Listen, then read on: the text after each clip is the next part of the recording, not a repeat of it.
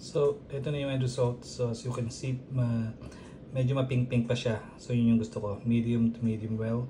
Para yun yung compromise. Para pareho kami makakain ng misis ko. And gaya nga sabi ko kanina, pwede nyo ilagay yung, either gawin yung gravy yung naiwanan na butter. At saka yung mga, siyempre, mga residues niya. Pero, hindi na ako nagawa ng butter.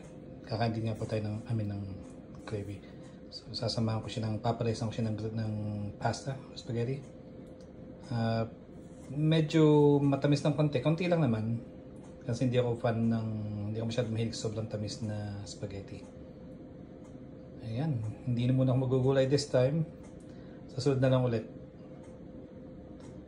Enjoy!